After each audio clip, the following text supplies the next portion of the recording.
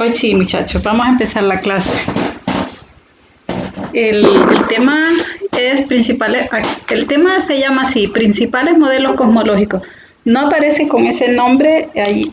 Bueno, quería decirles también que ya les coloqué el calendario de actividades y ahí ya para esta semana, el mismo sábado, vamos a hacer una ese sí le vamos a llamar cuestionario. Vamos a tener un cuestionario y el examen al final. Pero el cuestionario solo es de un tema que les tengo asignado, que es del mismo libro. Son como 4 páginas que hay que leer. Y este tema que les voy a explicar ahorita no era el primero, pero se lo voy a explicar ahora porque está relacionado con, o sea, es un resumen de lo que ustedes van a leer en el libro. Entonces por eso lo adelanté, para que si ustedes ya van leyendo el libro, pues ya se sientan más familiarizados. Entonces voy a dar inicio a esta presentación. Uh-huh. Diga. Antes que de inicio, quería preguntar algo sobre la tarea de hoy. Ajá. Sobre las constelaciones. O sea, pues en el grupo dijo una persona que lo que había hecho esa persona es que había tomado captura al mapa y que lo había pegado en Word. Entonces no sé si se puede hacer así. Sí, claro. Así también se puede hacer. Sí. Yo les dije como ustedes quieran. Bueno, entonces. Okay. Como se sientan más cómodos, como ustedes quieran. Bien. Entonces Perdón. sí. Dígame. Con este tema empieza la segunda unidad, ¿verdad? Sí, la segunda unidad se llama Nuestro Vecindario.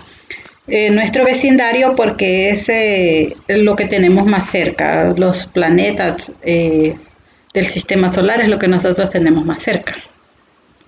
Y se da inicio con el tema de modelos cosmológicos que tiene que ver con la forma en que nuestros antepasados fueron viendo cómo era el sistema solar en un principio o cómo era que nosotros estábamos ubicados en el universo. Entonces, por ejemplo, aquí tenemos un primer modelo, que es el modelo de los griegos, ya Aristóteles, Platón, desde los años 300, 400 antes de Cristo tenían siempre la convicción de que la Tierra estaba en el centro. Por esto se llamó un modelo geocéntrico. Pero fue hasta un tiempito después, cuando Ptolomeo, que también es griego, lo vuelve como más el sistema geocéntrico lo vuelve como más seguro, le agrega algunas cosas y este modelo está vigente por un montón de tiempo, por un montón de siglos. A tal grado que si estamos hablando que Ptolomeo estuviera en los años 400 antes de Cristo, este modelo estuvo vigente todo ese tiempo hasta que vinieron las primeras observaciones de Aristarco de Samos, por ejemplo, que fue uno de los primeros en decir que el modelo realmente no era geocéntrico. Pero en ese tiempo decir ese tipo de cosas no era tan seguro decirlo. Y luego Aristarco de Samos no era tan creíble. La historia cuenta que Aristarco de Samos era un poco no tan cuerdo, entonces la gente no le creyó, a pesar de que él era un tipo muy brillante, ¿verdad? O sea, tenía problemas un poquito, pero era muy brillante. Entonces no le creyó, pero después vienen uno de las primeras personas que viene a escudriñar un poco el sistema, a darle vuelta un poco al modelo geocéntrico, es Copérnico. Entonces ya Copérnico habla de un modelo centrado en el Sol, en el que los otros planetas están orbitando alrededor del Sol.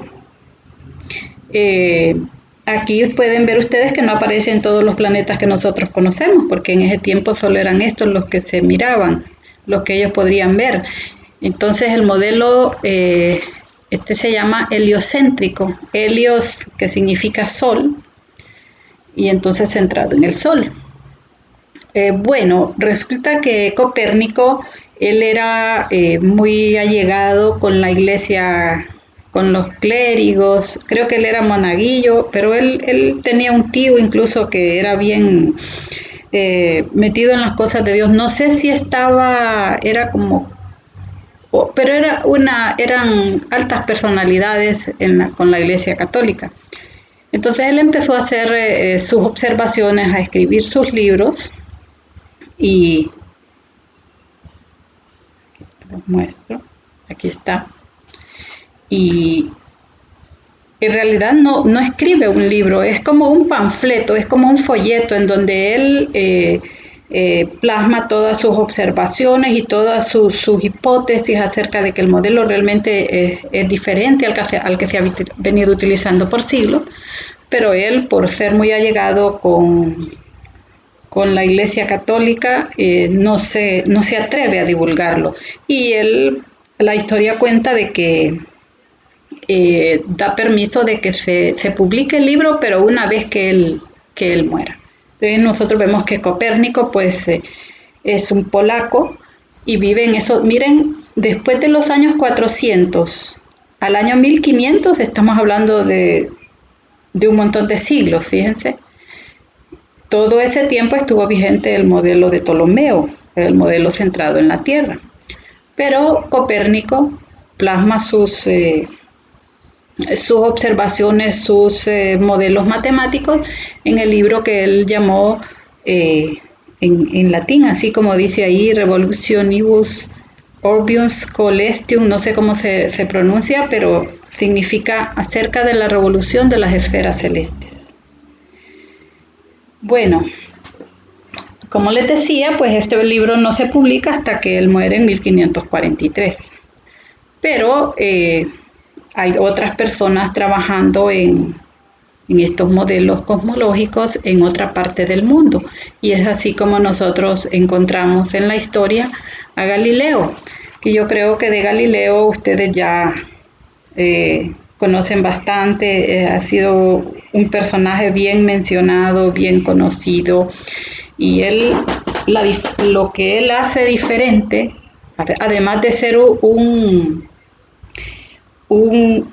seguidor de la teoría de Copérnico, o sea que Copérnico vivió un tiempo antes que él, casi muere Copérnico y Galileo está pequeñito. Entonces, en su libro Siderius Nuncios, que significa el mensajero de las estrellas, él resume algo que nunca nadie se le había ocurrido hacer. Y es que él resume observaciones que él hizo con su propio telescopio. Entonces, con esas observaciones, él venía a fundamentar más el modelo copernicano. ¿Qué es lo que él observa? En primer lugar, observa manchas en el Sol. Eso, por supuesto, es una gran... los cristianos le llamaban herejía. O sea, decir algo como eso, que el Sol tenía manchas, era como algo no permitido. Pero incluso Galileo miraba que las manchas se movían en el Sol, como que el Sol estaba rotando. Entonces, antes de las observaciones de Galileo, nadie se daba cuenta que el Sol estuviera rotando. Era un objeto perfecto, era un objeto de color amarillo y nada que ver que tuviera defectos, decían en ese tiempo, o que incluso que estuviera rotando. Eso venía como a contradecir lo que se había dicho durante siglos. Bueno, la otra observación que hace es los cráteres en la Luna. Observa la Luna y mira que hay cráteres, que hay zonas elevadas, que ahora nosotros le llamamos montañas, mares, y todas esas observaciones él las resume en ese libro que se llama El mensajero de las estrellas. Observa lunas en Júpiter también, y algo que no escribí aquí, se me olvidó, pero también observa fases en Venus. Ven como esas las fases que nosotros observamos en la Luna, también es posible observarlas en Venus. Entonces hace cualquier cantidad de observaciones que vienen a dar al traste a todo lo que se había dicho antes. Para empezar, ver que Júpiter tenía lunas era algo que venía a comprobar que teníamos otros sistemas en el que estaban orbitando objetos alrededor de otro objeto, que era algo que antes no se había permitido decir. Bueno, Alicia, diga. y esto era porque la teoría que todos manejaban antes era que todos los planetas rotaban alrededor de la Tierra, ¿verdad? Sí, porque uno no puede culparlos a ellos, porque realmente eso es lo que uno siente, ¿verdad? Eso es como que yo también siento que todos los objetos están orbitando alrededor de nosotros. Todos sentimos eso, pero con todas las otras observaciones que se hicieron, entonces ya se fueron dando cuenta que no era eso lo que estaba pasando. ¿Alguno de ustedes conoce un poco más de la vida de Galileo?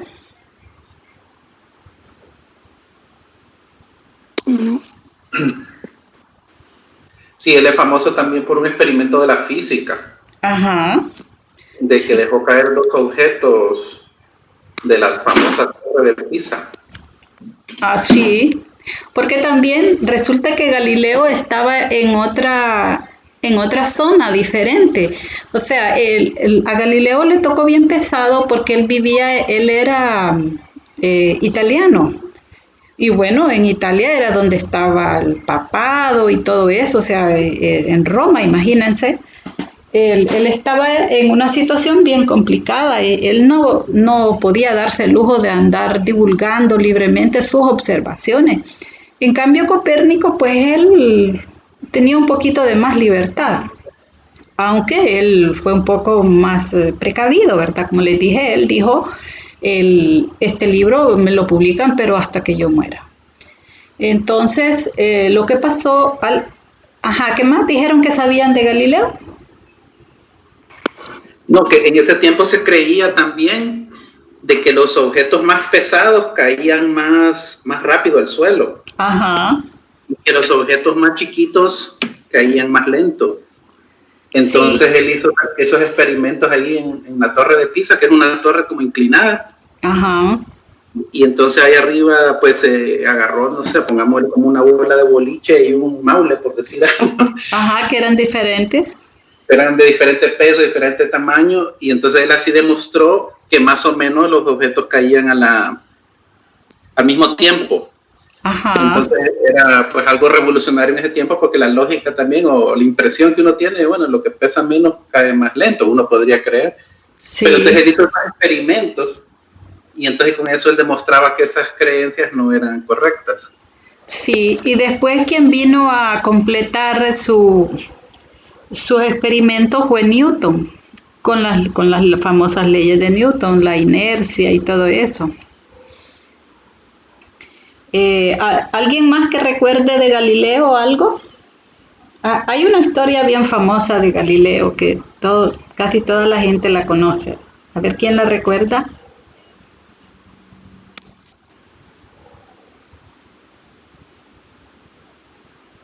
Bueno, no la recuerdo. Bueno, lo que pasa es que Galileo estaba viviendo, como les dije, en Italia, en donde estaba en ese tiempo lo de la Santa Inquisición. Ustedes recuerdan en historia lo de la Santa Inquisición, que si alguien se atrevía a decir algo en contra de las creencias cristianas,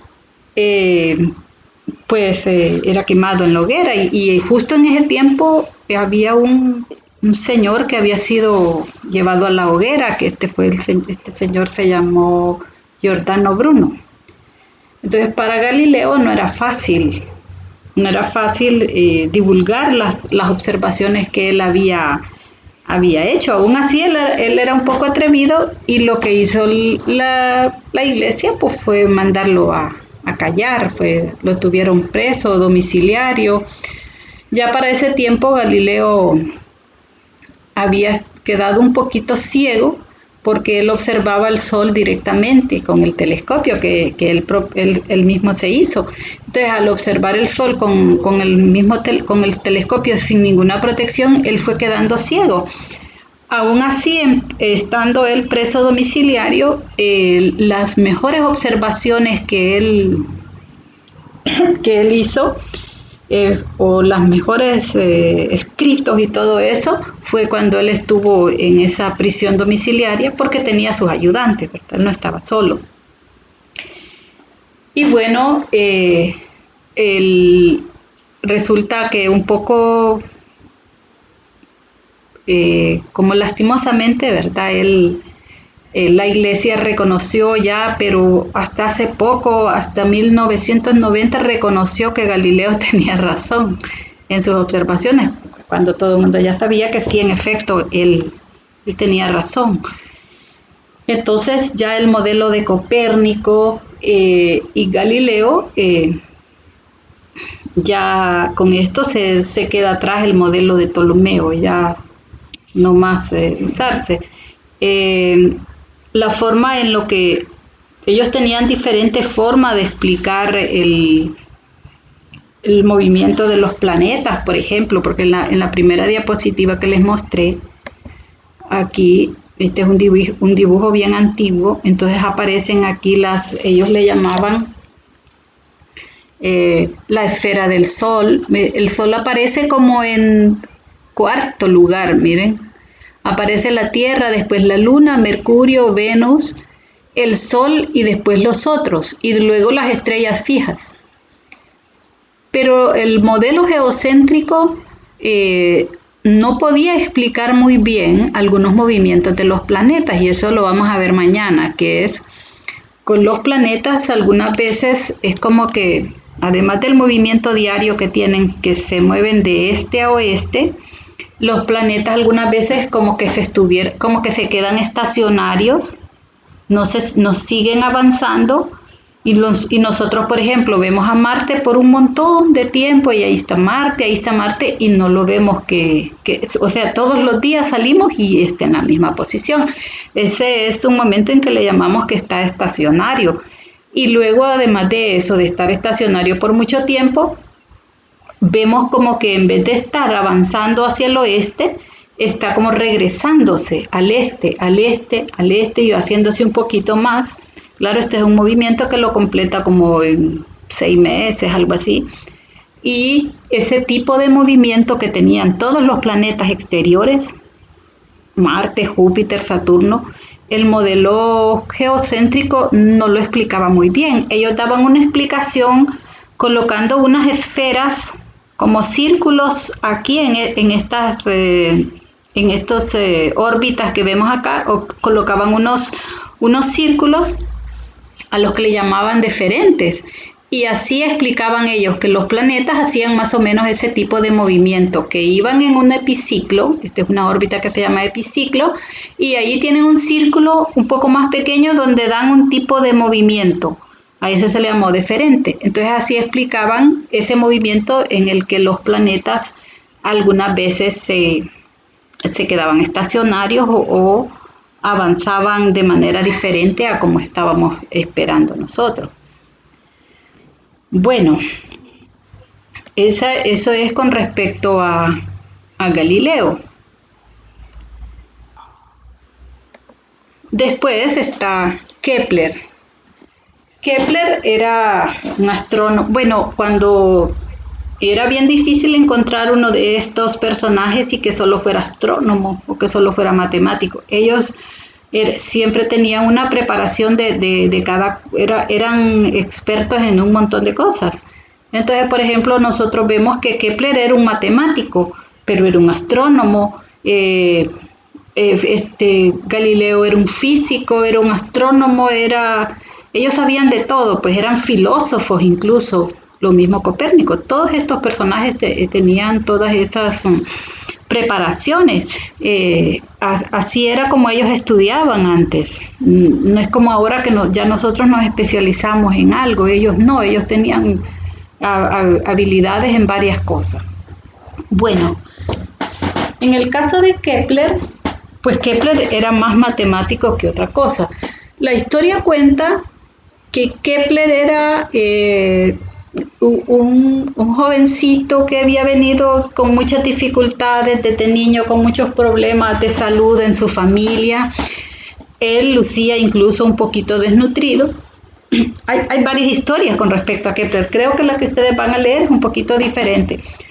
Pero el caso es que Kepler se hace como colaborador de un astrónomo danés que se llama Tycho Brahe. Entonces él llega como colaborador. Bueno, no es tan fácil que Tycho Brahe, porque Tycho Brahe es un tipo de mucho dinero, muy relacionada con la alcurnia, tiene su propio telescopio y él es un tipo un poco, la historia lo describe como alguien un poco, ¿cómo se le dice a esas personas? Como prepotente, algo así. Entonces, cuando Kepler llega, él no lo acepta, sí, lo mira como que no tan confiable. Pero al final lo acepta y Kepler le ayuda con los modelos matemáticos y utiliza sus observaciones. También cuenta la historia que en algunos libros dice que Tycho Brahe le dio algunas observaciones antes de morir a Kepler y que le dijo que hiciera algo bueno con esas observaciones. La historia también cuenta que Kepler tuvo que robarse esas observaciones, que no fue que se las dio voluntariamente Tycho.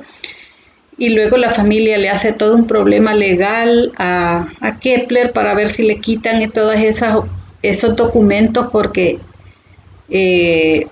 Tycho Brahe era un astrónomo observacional nato. Él tenía su propio telescopio y tenía las observaciones guardadas en documentos, cualquier cantidad de observaciones, y Kepler las utilizó de buena manera, ya sea que se las hubiera dado él voluntariamente o se las hubiera robado, pero nos ha dejado a la humanidad todo un legado de conocimiento y toda una teoría que viene a cambiar la forma en que se miraban, en que se estaba viendo cómo era el universo en ese tiempo. Entonces Kepler es bien famoso por sus 3 leyes. Se llaman así, las leyes de Kepler. Entonces, por ejemplo, ajá. Y ha cambiado mucho, por ejemplo, las constelaciones o el orden que tenían los planetas en ese momento hasta ahora.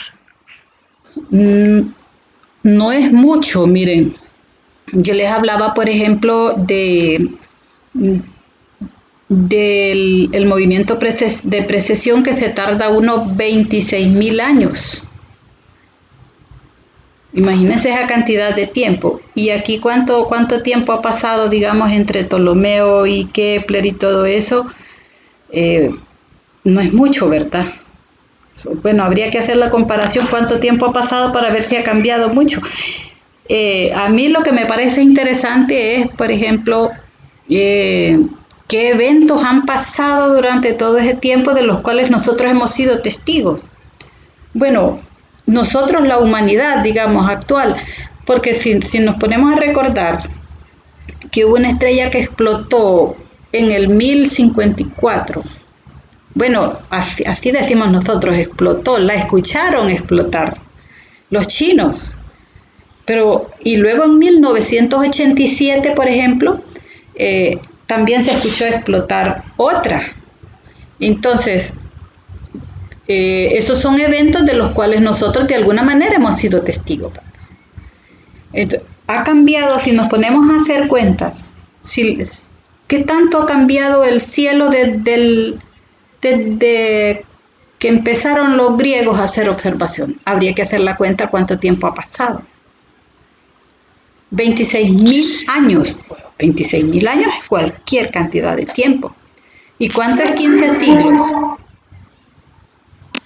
Y 15 siglos, que fue el tiempo que pasó desde Ptolomeo hasta Copérnico, es muy poquito, pues.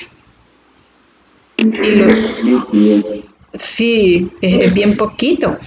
Entonces yo les diría, no es que ha cambiado mucho el cielo, no han desaparecido tantos objetos, a lo mejor sí pero no nos damos cuenta. A lo mejor ya explotaron un montón de estrellas, pero están tan largos que nosotros no las hemos escuchado. Por ejemplo, la nebulosa del Cangrejo es lo que quedó de una explosión de una estrella, pero esa estrella explotó hasta, no recuerdo ahora a qué distancia está, pero los chinos la vieron y escucharon el estruendo en el 1054. Entonces, ¿a qué distancia estaba esa estrella para que los chinos la escucharan en el 1054? ¿Hace cuánto tiempo explotó? Es para que tengamos una idea, ¿verdad? Bueno, licenciada, Uh-huh. sobre el cambio que ha habido en el cielo, pues hay una teoría de los astrónomos que hace días escuché. Decía que a los principios de los años los cielos se miraban de diferente forma. Las estrellas se podían ver de tal manera que se podían hasta como que si uno podía tocarlas. En cambio ahora las estrellas son pocos los lugares donde se pueden ver de tal forma. Entonces, no sé. Porque lo que pasa es que ese tipo de cambio se refiere a que los cielos ahora están contaminados, hay mucha luminosidad, contaminación lumínica le llamamos nosotros. Era lo que hablábamos la vez pasada. Si ustedes se van a un lugar donde no hay energía eléctrica, ustedes van a observar unos cielos impresionantes, que como dice usted, pareciera que las estrellas se pueden tocar, unos cielos preciosos. Pero nosotros desde aquí no podemos ver, no podemos tener una... Cuando se va la luz, creo que sí se alcanza a ver un poquito más claro, pero no es mucho. Sí. Incluso, bueno, la otra noche salí y sí se miraba como bien contaminado, no se alcanzaba a ver claro ni el cielo, el color del cielo. Sí, ahorita no es un buen tiempo para observar. Y luego hay bastante contaminación, ese polvo que viene de esos desiertos también contamina. Ven ustedes, por ejemplo, que ven el sol poniéndose, algunas veces se mira como bien rojo, o la luna, algunas se mira como con una areola alrededor, y es por la contaminación. Entonces, aquí está la primera ley de Kepler. La primera ley de Kepler, él, con las observaciones que había hecho Tycho, él logra armar la órbita de los planetas. Hasta antes de Kepler nosotros pensábamos que las órbitas eran circulares, pero ahora resulta que con las observaciones en la primera ley de Kepler se resume que esas órbitas de los planetas son elípticas. Una elipse es una figura geométrica que tiene un lado más alargado, así como esta imagen que vemos acá, miren, tiene un semieje mayor, nosotros llamamos, este es el eje mayor de la elipse, miren. Y en ese eje mayor es donde anda el Sol, en uno de los focos, miren, aquí está el Sol. Y entonces, no es que sean tan exageradas, exageradamente alargadas las órbitas de los planetas, pero sí tienen esa forma en que andan como más alargadas de un lado que de otro. No, en algunos objetos se vuelve como más, por ejemplo, los cometas sí tienen esas órbitas bien elípticas, porque ellos vienen desde largo y pasan cerca del Sol y tienen esas órbitas bien alargadas, pero los planetas no es mucho, la excentricidad es bien poquita. Entonces, la primera ley lo que dice es eso, que las órbitas de los planetas son elípticas, que no son... Ajá. Una consulta, pero entonces para que él dedujera eso, sabiendo que ahora, ¿verdad? Que la elipse pues, se acerca mucho a un círculo, ¿verdad? Porque es muy poca la diferencia. Sí. Quiere decir que las observaciones de este señor Tycho eran muy buenas, o las diferencias esas se notan en el espacio, ¿es fácil de detectarlas? No es fácil, o sea, son observaciones bien elaboradas. Y Tycho, la ventaja que tenía él era que le habían edificado un telescopio para él solo. Creo que la gente del gobierno o algo por el estilo le hicieron un observatorio, perdón. No era Un telescopio, era un observatorio. Usted tenía su instrumentación astronómica y todo. No sé si ya el telescopio de alguna manera ya tenía él también. Tal vez no como el de Galileo, pero tenía su forma de observar, tal vez con cuadrantes, utilizando otro tipo de instrumentación. Pero él tenía su propio observatorio. Entonces, claro, eran observaciones muy buenas. Pero a simple vista no se puede. Nosotros podemos, hay momentos con cálculos así, hay algunos libros que describen cuando la Tierra, por ejemplo, anda en su afelio, decimos. ¿Qué significa afelio y qué significa perihelio? Miren, aquí está el perihelio, que es cuando la Tierra anda más cerca del Sol. Si se fijan, cuando la Tierra anda aquí, anda alejada del Sol, ¿ve? A esto le llamamos afelio. Pero si anda en esta parte de aquí, anda más cerca del Sol. Eso sí se tiene documentado. Pero que nosotros lo sintamos así, solamente viendo las efemérides y estar al tanto de cuándo la Tierra anda más cerca del Sol. De esa forma es que se puede saber. Pero a simple vista no. Entonces miremos la segunda ley. La segunda ley, ahí puede verse también la órbita elíptica de los planetas, pero lo que dice la segunda ley es que un planeta, por ejemplo, cuando se traslada de aquí de un punto, mire, aquí por ejemplo, ¿qué es lo que pasa? El planeta está más cerca del Sol y aquí anda más alejado. Entonces, ¿qué es lo que está pasando? El planeta se tarda lo mismo en ir de este punto a este que de ir de este punto a este, ¿ven? Miren, o de este punto a este. El tiempo que se tarda es el mismo, pero ustedes pueden ver la diferencia en distancia recorrida, ¿ven? ¿Qué entonces es lo que está pasando? Que la velocidad que se mueve el planeta cuando está cerca del Sol es mayor, o sea, se mueve más rápido que cuando anda alejado. Entonces, la segunda ley lo que dice es que el planeta cuando se traslada en la órbita alrededor del Sol barre áreas iguales, o sea, esta área es igual que esta, tiene la misma medida esta área que esta, ¿ven? Miden lo mismo y sin embargo la distancia recorrida es menor aquí que aquí, ¿ven?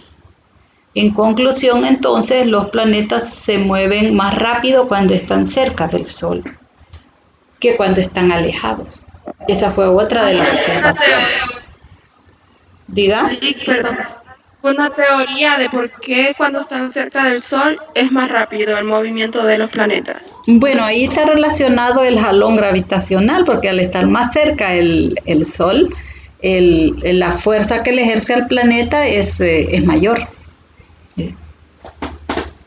Comparada como cuando está largo. Miren, la fuerza que dos cuerpos ejercen está directamente relacionado a la masa de los objetos. Acuérdense que el Sol es un objeto muy masivo comparado con la Tierra, pero también relacionado con la distancia.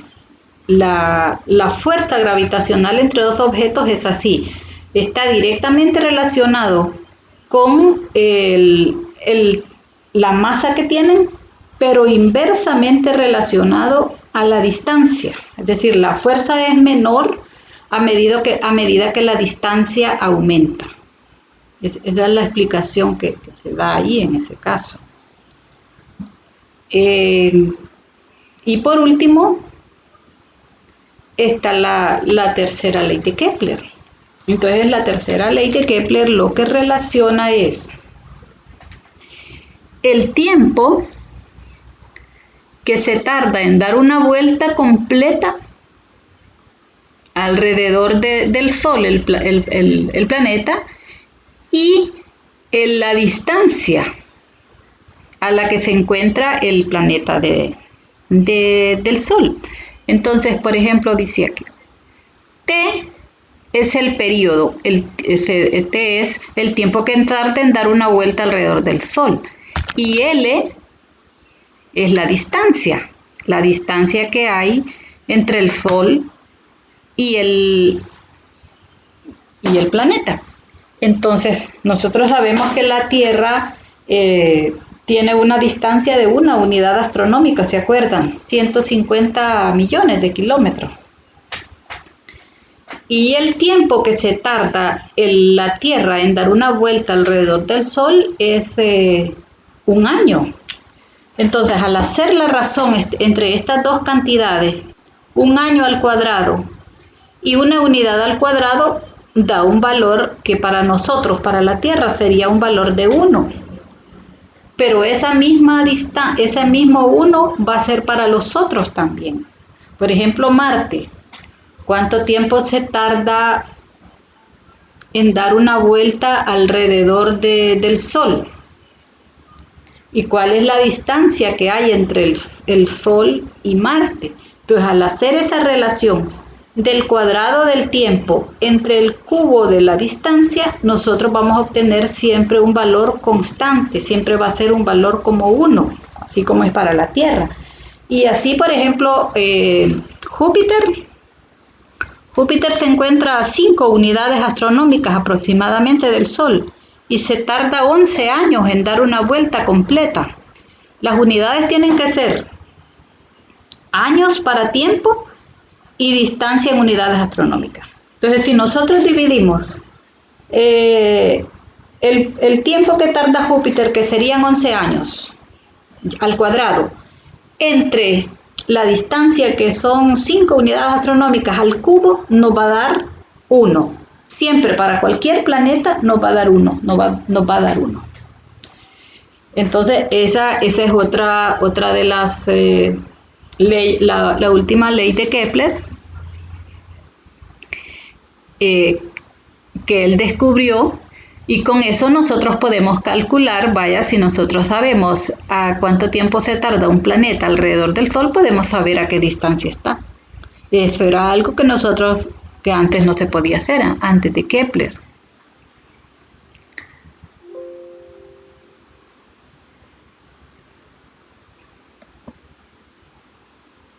Voy a parar la grabación.